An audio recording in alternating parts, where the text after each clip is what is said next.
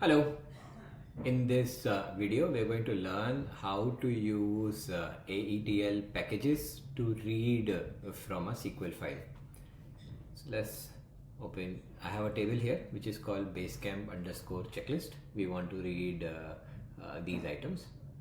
The first thing we need to do is you come and open a package. You come and search for SQL. So I want to use SQL loop. Loop, database loop. If you double tap it, it's going to ask you to create a connection for this. The connection was already created. It will open up and I will say all my tables are in my static master. Click on OK. Now you cannot do a lookup of the table directly. Okay, you could write this, but it will ask you to create a report. It will ask you to do a script or a lookup in advance. So let's just create a lookup for this.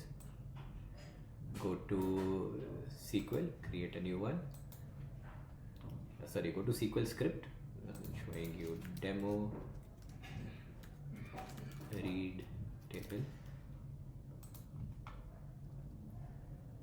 Now this is a small table. I want all the items to come inside. I will select my relevant table and I'll say select star from Basecamp underscore checklist. I will click on run and I'll get a go over here. Click on save. Let's go back. Let's select the connection back again, which is static master, and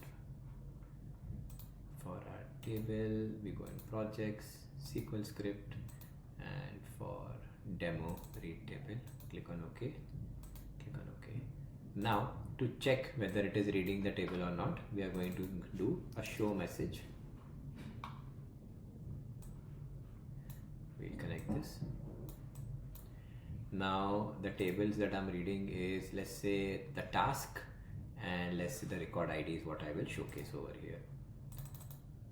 So I will say in the message, my task is task and ID is record ID. Click on OK. Now in your database table you have a setting whether we should use hash name for variable names. This is by default true. Click on OK. If this works, we should be able to read the first task in this table, which is order the pizza. Everyone always should order the pizzas. Here, yes, my task is order pizza from pasta salt and the ID is 1. Okay, now this is part 1. I'll pause it and then we'll come back on how do we update this.